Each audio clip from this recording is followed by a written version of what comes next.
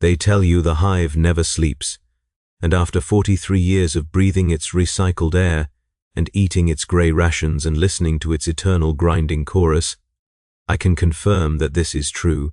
The hive never sleeps because it cannot afford to. The machines require constant tending. The quotas require constant fulfillment. The Imperium requires its tithe, and the tithe requires bodies, and the bodies require just enough rest to remain functional, but never enough to dream of something better. I am writing this in the margins of my shift allocation ledger, in the cramped script that my mother taught me before the lung rot took her, because someone should know what it means to live and work and eventually die in the manufactorum levels of a hive city. Not the propaganda version they broadcast through the Vox speakers every morning, not the sanitized version the administratum files contain.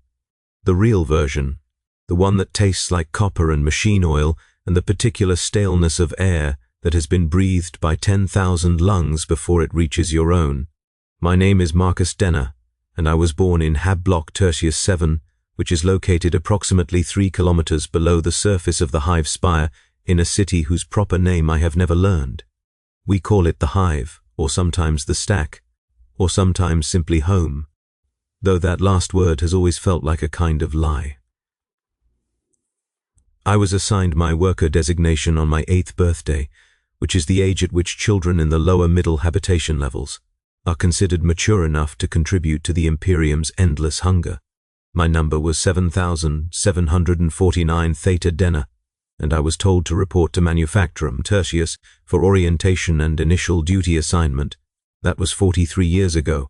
I have not left the Manufactorum levels since, except for the 17 occasions when I was permitted to attend the funerals of immediate family members in the corpse processing facilities on level 94.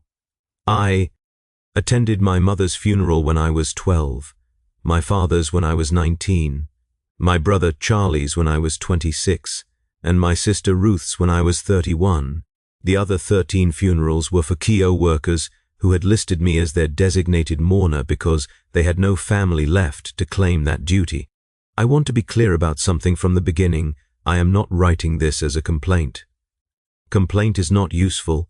Complaint does not fill quotas or extend shift allocations or earn the extra ration chits that mean the difference between adequate nutrition and the slow wasting that takes so many workers in their 5th decade. I am writing this as a record, a testimony, a confession of sorts. I am writing this because I have recently learned something about the nature of our work here that I believe deserves documentation, even if no one ever reads these words. I am writing this because the grinding sound that has been the constant companion of my existence has finally revealed its true meaning to me, and I cannot unknow what I now know. But I am getting ahead of myself. Let me begin properly with the morning. The morning begins at 4 by the standard imperial chronometer, though in the manufactorum levels there is no way to verify this time against any natural phenomenon. There is no sun here, no moon, no stars. There is only the flicker of lumen globes and the red glow of warning indicators and the occasional blue spark of welding arcs in distant work bays. The morning begins when the shift klaxon sounds its 3 ascending tones, the same tones my grandmother heard when she worked these lines, the same tones my great-grandfather heard when he was first conscripted to labor here after the mass relocations of the 7th Compact. The klaxon is not loud, but it does not need to be. After enough years, your body learns to wake before the sound even begins, some animal instinct responding to the minute changes in air pressure and ambient vibration that precede the alarm. I have not needed the klaxon to wake me for at least 30 years now. The morning continues with the washing ritual, which is accomplished in the communal ablution chambers shared by the 47 residents of our Hab corridor. The water is lukewarm and carries a faint chemical smell that the older workers claim was not present in their youth. We are allocated exactly 4 minutes of water flow per worker per day, monitored by cogitator systems that will shut off the flow precisely at the 240-second mark, regardless of whether you have finished rinsing the industrial soap from your skin. I have learned to wash efficiently. Everyone learns eventually. The ones who do not learn develop skin conditions from the soap residue, and the skin conditions lead to medical evaluations, and the medical evaluations sometimes lead to reassignment. No one wants reassignment. This is the first thing I want you to understand about life in the manufactorum levels, the reassignment. It hangs over everything we do, every choice we make, every quota we either meet or fail to meet. Reassignment is the word the overseers use when a worker is deemed no longer suitable for their current function. The word implies that the worker will be assigned to different duties elsewhere in the hive, perhaps in a different manufactorum or a different hab sector, or even one of the upper levels where the air is said to be cleaner and the food is said to have actual flavor. But in my 43 years of labor, I have never met anyone who was reassigned and then returned. I have never received a Vox message from a reassigned colleague. I have never heard any credible account of what happens in the facilities where reassigned workers are sent. There is only the paperwork, the formal notification, the empty bunk in the hab block, and then the arrival of a new worker to fill the vacant position. The numbers are always consistent. One worker departs, one worker arrives. The manufactorum does not tolerate vacancies. I asked about this once, when I was young and stupid enough to believe that questions were permitted. I was 16 years old and had just watched my friend Tommy Bracken receive his reassignment notice. Tommy was a good worker, better than me in most ways, but he had developed a persistent cough that the medical scribes had flagged as potentially productive. Productive coughs suggest lung rot, and lung rot suggests contamination, and contamination suggests a worker who might infect others on the line. Tommy was reassigned on a Tuesday. I asked our shift overseer, a man named Dale Severin, where Tommy would be going. Dale looked at me with an expression I have since come to recognize as a mixture of pity and warning. He told me that Tommy was going somewhere he could be useful to the Imperium in a different capacity. He told me that questions about reassignment were not productive. He told me that unproductive behavior was noted in worker files, and that worker files were reviewed during evaluation periods, and that evaluation periods sometimes resulted in reassignment. I did not ask about reassignment again for 27 years. By then, I had seen enough empty bunks to develop my own theories about where the reassigned workers went. None of my theories were pleasant. None of them came close to the truth. The morning meal is served at 4:30 in the refectory hall on level 87, which is a 15-minute walk from my hab block through corridors that smell of rust and machine oil, and the particular mustiness of recycled air that has passed through too many filtration units. The meal consists of a protein block, a carbohydrate wafer, and a cup of recaf that is more water than anything else but provides enough stimulant effect to make the first 4 hours of the shift bearable. The protein block is grey and has a texture that reminds me of compressed sawdust, though I have never actually seen sawdust and am only guessing based on descriptions I have heard from workers who claim to have visited agridomes in their youth. The carbohydrate wafer is brown and tastes faintly of something that might once have been grain. Neither item has any particular flavor beyond a base nutritional blandness that the administratum presumably considers adequate for worker function. I eat the same meal every morning. I have eaten the same meal every morning for 43 years. The consistency is supposed to be comforting, a sign of the Imperium's reliability and the machine god's blessing upon our labor. Mostly it is just monotonous. We do not speak much during the morning meal. This is not a rule exactly, but it has become a custom. The first hours after waking are for preparation, for mental organization, for reviewing the shift objectives that are posted on the notice boards at the refectory entrance. Speaking requires energy, and energy is a resource that must be conserved for the work ahead. I have noticed that younger workers sometimes attempt conversation during meals, asking questions about shift protocols or sharing observations about their hab assignments or complaining about the quality of the recaf. These conversations rarely last. The older workers do not respond, and eventually the younger workers learn that silence is more efficient. Efficiency is valued here. Efficiency is the difference between meeting quota and falling behind, between commendation and demerits, between another year of productive labor and the dreaded reassignment notice. The shift begins at 5, and I report to my station on production line 17 in the subsector designated Gamma West. My function is quality assessment, which means I examine the components that pass along the conveyor system and identify any that fail to meet specification standards.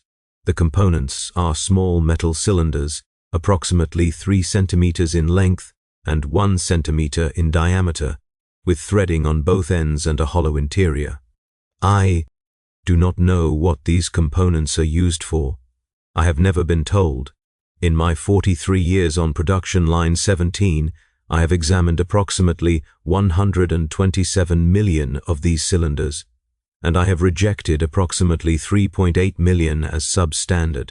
The rejected cylinders are collected in bins that are emptied every 4 hours and transported to a recycling facility somewhere in the lower levels. The accepted cylinders continue along the conveyor to the next station, where they are packed into crates and prepared for shipping. Where the crates go after that, I cannot say. Perhaps they are transported to other manufactorums where the cylinders are assembled into larger mechanisms. Perhaps they are loaded onto cargo haulers and sent to other worlds in the Imperium's vast domain. Perhaps they sit in warehouses for centuries, forgotten and purposeless. It does not matter. My function is to examine and assess. The purpose of the components is not my concern. Production line 17 runs for 18 hours per day, split into 3 6-hour shifts with brief rotation periods between them. I work the morning shift from 5 to 11, and then I am released to the midday rest period while the afternoon and evening crews take their turns. During the rest period, I am technically free to do as I please within the boundaries of my HAB sector, though in practice there is very little to do. The recreation halls offer card games and low-quality amusement broadcasts. The chapel offers prayer services and confession booths. The market stalls offer goods that are mostly just variations of the same basic supplies available through standard allocation, marked up in price for the privilege of choice. I usually spend my rest periods in my bunk, staring at the ceiling and listening to the grinding sound that permeates every level of the manufactorum. The grinding sound. I should tell you about the grinding sound. It is always there, beneath everything else, a low, continuous vibration that you feel in your chest and your teeth and the hollow spaces behind your eyes. The sound is generated by the massive processing machinery in the lower levels, the great engines that convert raw materials into the components and products that are the manufactorum's purpose. At least, that is what we are told. The sound has been present for as long as anyone can remember, a constant companion that fades into the background of consciousness after enough exposure, but never truly disappears. New workers sometimes complain about the sound, claiming that it disturbs their sleep or causes headaches or makes it difficult to concentrate. Veteran workers tell them to be patient, that the body adapts, that eventually the sound becomes as natural as breathing. This is true as far as it goes. I no longer consciously notice the grinding sound most of the time. It is simply part of the environment, like the recycled air and the lumen glow and the endless grey of the walls. But sometimes, usually in the small hours of the rest period, when the HAB block is quiet and the other sounds of human habitation have faded, I find myself listening to it, really listening, and in those moments I sometimes think I hear something in the sound that should not be there, a rhythm that suggests intention, a pattern that implies purpose, a frequency that sounds almost like a voice, if voices were made of metal and pressure, and the screaming of tortured machinery. I mentioned this to a fellow worker once, a woman named Maggie Cross, who had labored on line 17 for nearly as long as I had. Maggie was old even then, in her 60s, with hands that shook from decades of repetitive motion and eyes that had gone cloudy from staring at passing cylinders under harsh inspection lights. I asked her if she ever heard something strange in the grinding sound, if she ever thought there was more to it than just machinery. Maggie looked at me for a long moment, her expression unreadable, and then she told me that some questions were better left unasked. She told me that the manufactorum had ears everywhere, that even the walls could listen, that workers who wondered too loudly about things they were not supposed to understand sometimes received visits from people who asked much harder questions. She told me to focus on my work, to meet my quota, to keep my head down and my mouth shut. 2 weeks later, Maggie received a reassignment notice. Her bunk was empty by morning. I never heard what happened to her, but I stopped asking questions about the grinding sound. The years passed as years do. I aged from a young man into a middle-aged one, and then from middle-aged into something that could charitably be called elderly, though the word seems wrong for someone who has never truly lived. I developed the calluses and the chronic aches and the particular 1,000-yard stare that marks a veteran manufacturum worker. I learned the rhythms of the production line, the subtle variations in conveyor speed that indicated maintenance issues, the almost imperceptible changes in component quality that preceded major equipment failures. I became good at my job, not out of any particular skill or dedication, but simply through the accumulation of experience. After 20 years on line 17, there was nothing about quality assessment that could surprise me. After 30 years, I could identify a substandard cylinder by touch alone, my fingers detecting microscopic variations in threading that my eyes could barely perceive. After 40 years, I was considered something of an expert, a resource for training new workers and consulting on difficult assessments. The overseers praised my efficiency. The administratum awarded me commendation tokens that could be exchanged for extra ration chits. I was a model worker, a credit to the system, a shining example of what devoted labor could achieve. I was also profoundly, desperately, hopelessly alone. This is another thing I want you to understand about life in the manufacturum levels, the loneliness. It is not the loneliness of physical isolation, because we are never truly alone here. The hab blocks are crowded, the work lines are crowded, the refectories and ablution chambers and recreation halls are always filled with bodies. But crowding is not the same as connection. We work beside each other for years, for decades, without ever truly knowing each other. We learn names and shift assignments and basic biographical details, but we do not learn hopes or fears or dreams, because hopes and fears and dreams are inefficient. They consume mental resources that should be directed toward productive labor. They create attachments that become liabilities when the inevitable reassignment notices arrive. Better to remain strangers, better to maintain the emotional distance that makes loss bearable, better to be alone in a crowd than to love someone who might disappear into the lower levels tomorrow. I have had relationships of a sort, brief encounters with other workers, physical transactions that met biological needs without creating emotional complications. The administratum does not discourage such encounters within certain limits. Reproduction is actually encouraged because the manufacturum always needs new workers to replace those who age out or break down or receive reassignment. But romance, genuine affection, lasting partnership, these are luxuries that the labor schedule does not accommodate. There is no time for courtship when every waking hour is allocated to work or rest or basic maintenance functions. There is no energy for love when the body is exhausted from 10-hour shifts of repetitive motion. There is no point in building a future with another person when the future is just an endless repetition of the same gray days until death or reassignment intervenes. I had a woman once, a fellow line 17 worker named Clara, who I thought might become something more. We shared meals. Sometimes. We talked during rest periods. We made plans, vague and unspecific, but plans nonetheless, for what we might do when we reached retirement age. Clara received her reassignment notice when she was 42. A medical evaluation had detected early-stage lung contamination. She was gone by the next morning. I never learned what happened to her, and after a while, I stopped wondering. Wondering was unproductive. Wondering was the kind of behavior that got noted in worker files.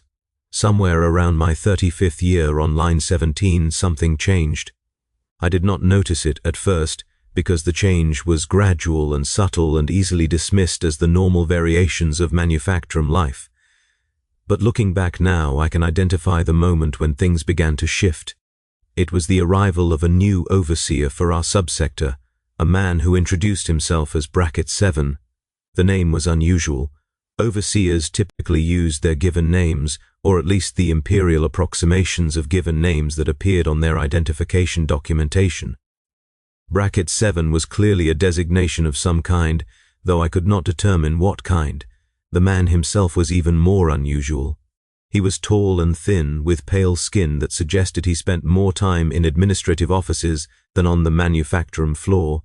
His eyes were a washed-out grey that seemed to look through people rather than at them.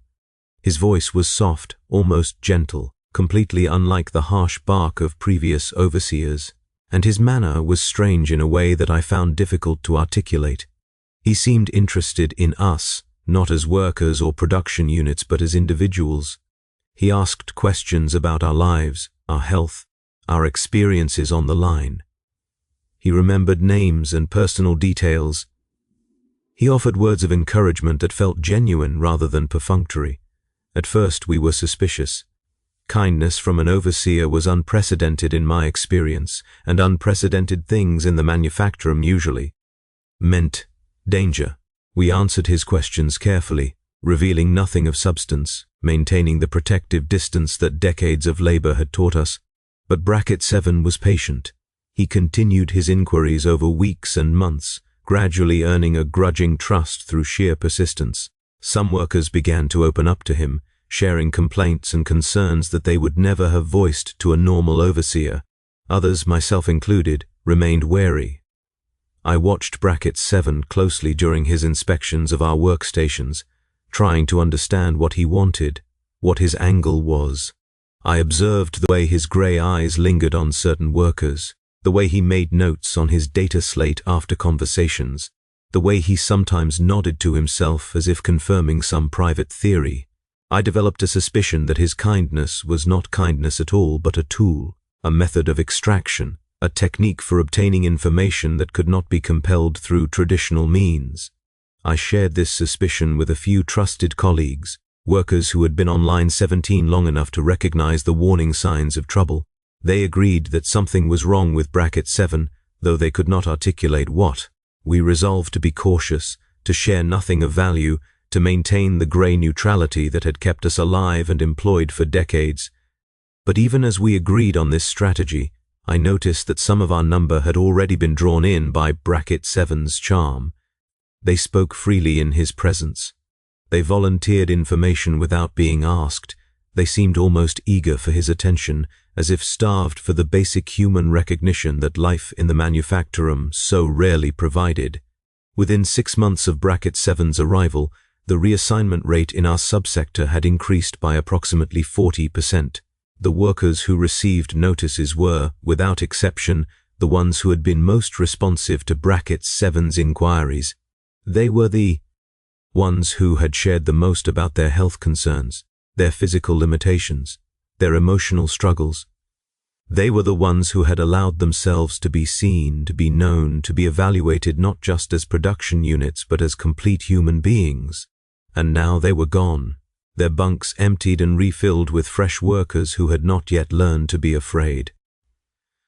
I confronted Bracket 7 about this once. It was a stupid thing to do, a violation of every survival instinct I had developed over 35 years of labor. But the pattern was too clear to ignore, the correlation too obvious to dismiss. I found him in the subsector administrative office during the midday rest period, when most workers were in the recreation halls or their bunks.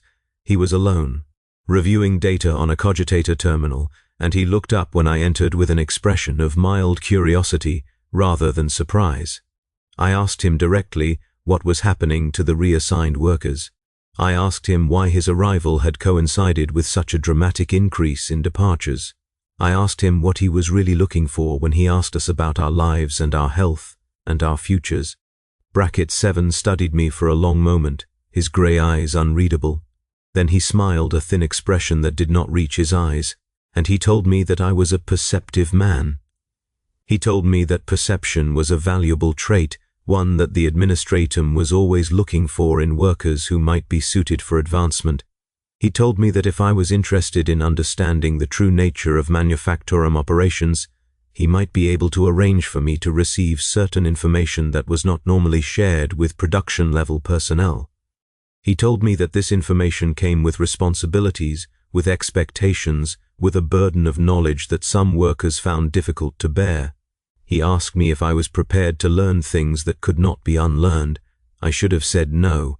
I should have walked away from that office and returned to my bunk and forgotten the conversation ever happened. But I was 60 years old by then, and I had spent my entire life wondering about the things that happened in the manufactorum levels that we were not supposed to understand. The reassignments, the grinding sound, the empty bunks that were filled with new workers who looked the same as the old ones but were somehow subtly different. The sense that there was a purpose behind all of it, a logic that we could not perceive, a design that we were not permitted to know. I wanted to understand. After 60 years of ignorance, I wanted to see what was really happening behind the grey walls of my existence. I told Bracket 7 that I was ready to learn. He nodded, as if he had expected no other answer, and he told me to report to his office again in 3 days. He told me to say nothing to anyone about our conversation. He told me to continue my work on line 17 as if nothing had changed, to maintain my quota, to give no indication that anything was different. Then he returned to his cogitator terminal, and I was dismissed. The next 3 days were the longest of my life. I worked my shifts on line 17, examining cylinders with the same meticulous care I had always applied, but my mind was elsewhere.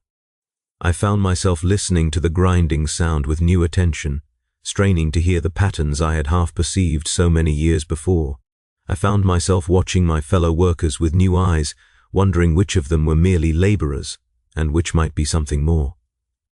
I found myself studying the walls and floors and ceilings of the manufactorum, looking for doors or hatches or access points that I had never noticed before. I found nothing, but the looking itself felt different. It felt like preparation. It felt like the first step toward a truth that had been waiting for me my entire life. On the 3rd day, I returned to Bracket 7's office as instructed. He was waiting for me, and he was not alone. There were 2 other figures in the room, figures that I did not recognize, figures that wore the red robes and mechanical augmentations of the Mechanicus priesthood. Their faces were hidden behind bronze masks that seemed to shift and reconfigure as I watched, and their voices, when they spoke, had the flat metallic quality of vox synthesis. They did not introduce themselves. They did not explain their presence. They simply observed as Bracket 7 led me to a section of the wall that I had never noticed before, a section that slid open at his touch to reveal a lift platform. We descended. The lift moved slowly, far more slowly than the transport platforms I had used to move between manufactorum levels, and as we dropped, I became aware that we were going much deeper than I had ever been before. The level indicators on the lift panel counted down through numbers I did not recognize, designations that had never appeared on any map or directory I had seen. The grinding sound grew louder as we descended, the vibration intensifying until I could feel it in my bones, in my teeth, in the fluid of my eyes. The Mechanicus figures stood motionless, their bronze masks reflecting the red emergency lighting that was the only illumination in the lift. Bracket 7 watched me with an expression that might have been anticipation or might have been pity. I could not tell which. The lift stopped at a level designated only by a symbol I did not recognize, a glyph that seemed to writhe and shift when I tried to focus on it directly. The doors opened onto a corridor that was unlike anything I had seen in the manufactorum above. The walls were not grey metal but something darker, something that seemed to absorb light rather than reflect it. The floor was grated, and through the gaps I could see machinery moving in the depths below, vast engines and churning gears, and things that might have been conveyors, or might have been something else entirely. The grinding sound was overwhelming here, a physical pressure that made it difficult to think. And there was another sound beneath it, a sound I had never heard before, a wet sound, a organic sound, a sound that reminded me of the corpse processing facilities where I had attended my family's funerals, the sound of flesh being separated from bone, of bodies being rendered into their component materials. Bracket 7 led me along the corridor, the Mechanicus figures following silently behind us. We passed through a series of sealed doors that required multiple authentication protocols to open, doors that hissed with the release of pressure differentials and exuded vapors that smelled of chemicals and decay. Beyond the doors were chambers, vast spaces filled with machinery and workstations and things that I could not identify, things that hung from the ceiling on hooks and chains, things that moved on conveyor belts with the jerky motion of bodies that were no longer quite alive, things that screamed in voices that sounded human but were stretched and distorted into something unrecognizable. I understood then, in that moment, in that chamber, with the grinding sound filling my skull, and the chemical smell filling my lungs and the sights before me filling my vision, I finally understood what happened to the reassigned workers. They did not go to other manufactorums. They did not go to other hab sectors. They did not go anywhere at all, in the normal sense of the word. They came here, to the lower levels, to the processing chambers that powered the hive's endless operation. They came here, and they were rendered. Their flesh was separated and processed into the protein blocks that we ate every morning. Their bones were ground into calcium supplements for the water supply. Their blood was drained and distilled into chemical compounds. Their organs were harvested and preserved for transplant into more valuable citizens above. Their skin was tanned and treated for use in document production. Their hair was collected and woven into cable insulation. Their fat was rendered into machine lubricant, their tendons into binding material, their cartilage into shock absorbers for industrial equipment. Every part of them was used. Nothing was wasted. The Imperium demands efficiency, and the processing chambers delivered efficiency in its purest form. The workers I had known, the colleagues I had labored beside for decades, the friends I had mourned when their bunks went empty, they had not disappeared into some distant reassignment. They had disappeared into me, into all of us. Every protein block I had eaten, every cup of recaf I had drunk, every surface I had touched, and every product I had used, all of it was made from them, made from us, made from the endless supply of human material that the hive consumed and processed and recycled into itself. The grinding sound was not just machinery, it was the sound of bodies being broken down into their component parts. It was the sound of human beings being transformed into raw materials.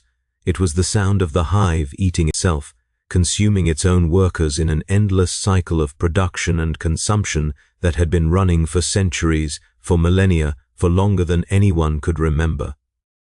Bracket 7 watched my face as I absorbed this understanding. He watched the blood drain from my skin and the light drain from my eyes. He watched me struggle to form words, to ask questions, to protest or deny or reject what I was seeing. And when I finally managed to speak, when I finally managed to force sound past the constriction in my throat, the only word I could produce was, why? Why show me this? Why reveal the truth after 60 years of lies? Why bring me here to this place of horror when I had been perfectly content to live in ignorance? Bracket 7 smiled his thin smile, and he told me that I had been selected.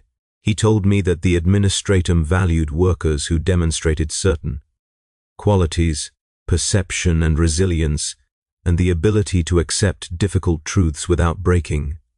He told me that the manufactorum required a special class of workers to manage the processing operations, workers who understood the true nature of the system and were willing to participate in it anyway. He told me that I was being offered a promotion. A promotion. The word seemed obscene in that context, surrounded by the machinery of human reduction, but Bracket 7 spoke it without irony. He explained that the overseers of the processing levels were all former production workers who had shown the right combination of traits. They were the ones who watched the lines, who identified workers suitable for reassignment, who made the calculations that determined when a laborer's productivity no longer justified the resources required to sustain them. They were the ones who fed the machine, who kept the cycle running, who ensured that the hive had the raw materials it needed to continue its endless operation.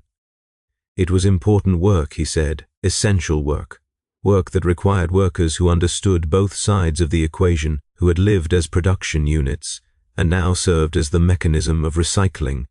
The Mechanicus figures stepped forward then, their bronze masks reflecting the dim light, and one of them spoke in that flat, metallic voice. It explained that I would be fitted with cognitive augmentations that would help me perform my new duties. The augmentations would enhance my ability to assess worker value, to predict productivity decline, to identify the optimal moment for reassignment. They would also suppress certain emotional responses that might interfere with efficient function. Fear, disgust, grief, guilt, these were inefficiencies that the processing overseer could not afford. They would be reduced to manageable levels, dampened but not eliminated, present enough to maintain human functionality but not enough to impair performance. I want to tell you that I refused. I want to tell you that I rejected the promotion with righteous fury, that I attacked Bracket 7 and the Mechanicus priests, that I died fighting against the monstrous system that had consumed my entire life. That would make a better story. That would be the kind of ending that heroes receive, the defiant final stand of an individual against an impossible evil. But I am not a hero. I have never been a hero. I am a manufactorum worker, and manufactorum workers learn early that defiance is not productive, that resistance is not efficient, that the only way to survive is to accept the system and work within it. I accepted the promotion. The augmentation procedure took approximately 6 hours, and I was conscious for most of it. The Mechanicus priests opened my skull and inserted mechanisms that I could not see but could feel, cold metal things that pressed against the soft tissue of my brain and sent tendrils into the spaces where my thoughts lived. They fitted me with a new set of eyes, artificial ones that could perceive spectra I had never imagined, that could analyze body language and skin conductivity, and the subtle variations in voice that indicated concealed illness or declining function. They gave me new hands, stronger and more precise than the ones I had been born with, hands that could operate the processing machinery without fatigue or error. They remade me, piece by piece, into the tool they needed me to be, and as the augmentations settled into place, as the suppressors began to dampen my emotional responses, I felt myself changing. The horror that had filled me when I saw the processing chambers faded to a distant discomfort like a memory of pain rather than pain itself. The grief for my lost colleagues and family members diminished to a manageable level, present but no longer overwhelming. The guilt that I should have felt for what I was becoming was reduced to a faint whisper that I could easily ignore. I was being hollowed out, emptied of. The inconvenient feelings that had made me human, filled instead with the cold efficiency that the machine required. I have been a processing overseer for 3 years now. I work in the lower levels, in the chambers I once feared, surrounded by the machinery that converts human beings into the raw materials that sustain the hive. I watch the conveyor lines where new reassignments arrive, their eyes still wide with confusion or terror, their voices still capable of screaming. I make the calculations that determine which parts of them will be harvested and which will be rendered. I ensure that the process runs efficiently, that nothing is wasted, that every gram of human material is extracted and utilized. I do my job, and I do it well, because the augmentations will not permit me to do otherwise. But something remains, despite the suppressors, despite the cognitive modifications, despite the systematic erasure of my humanity. Something of Marcus Denner still exists inside this remade body. It is this remnant that writes these words, in the margins of processing reports, in the spaces between official documentation. It is this remnant that remembers what it was like to be a worker on line 17, to examine cylinders for quality defects, to eat protein blocks without knowing what they were made of. It is this remnant that feels faintly and distantly the horror that my augmented self no longer permits me to express. I am writing this as a warning, not because I believe anyone will read it, not because I believe anything can be changed, but because the remnant that is still Marcus Denner needs to acknowledge what I have become, what we all become in the end. The hive consumes everything, the hive recycles everything. The hive is a machine that runs on human material, and we are all just raw inputs waiting to be processed. The only difference is whether you are consumed, or whether you become part of the mechanism that does the consuming. Yesterday I received a new batch of reassignments from the upper levels. Among them was a young man, perhaps 20 years old, who worked on production line 17.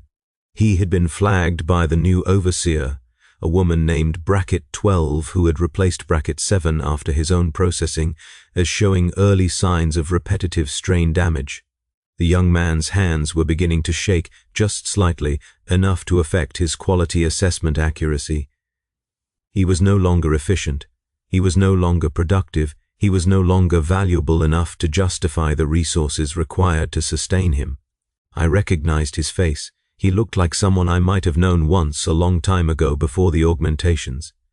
He might have been a relative of mine, a nephew or a cousin descended from one of the family lines that still worked in the upper manufactorum levels.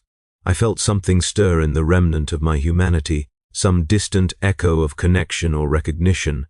But the suppressors damped it before it could fully form, and I made the calculation that the processing protocol required. The young man was rendered this morning. His protein content was adequate for approximately 73 standard ration blocks. His bones yielded sufficient calcium for 200 liters of treated water. His organs were preserved for transplant to a mid-level administrator who had been flagged for heart replacement. His skin was of good quality and will be used in the production of official documentation. His eyes were harvested for use in future augmentation procedures. Nothing was wasted. I entered the data into the processing log with hands that did not shake. I marked the file as complete. I prepared for the next batch of reassignments that would arrive within the hour, and in the margins of the report, in script so small that no one would ever notice it, I wrote his name because someone should remember that he existed before he became raw material. The grinding sound continues below me, as it has always continued, as it will continue long after I am processed and recycled in my turn. The hive never sleeps, and the hive never stops consuming, and the hive will endure for millennia more, fed by the endless supply of workers who do not know what they are working toward. This is what life really looks like in the manufactorum levels. This is the truth behind the grey walls and the eternal shifts and the protein blocks that taste of nothing and everything at once. I am Marcus Denner. I am processor designate 7749 Theta Denner. I am a tool of the machine. I am raw material waiting to be reclaimed. I am the mechanism of consumption and the substance that is consumed. I am the hive, and the hive is me, and together we grind forward into eternity. The klaxon sounds. A new shift begins. Somewhere above me, a worker wakes from troubled sleep and rises to eat their morning protein and walk to their station on the line. They will work and eat and sleep and work again, never knowing what sustains them, never understanding the true nature of the system that has claimed their life. They will age and weaken and eventually receive a reassignment notice, and they will come here to the lower levels, to the processing chambers where I wait. I will welcome them. I will process them. I will ensure that nothing is wasted. This is my function. This is my purpose. This is what life really looks like.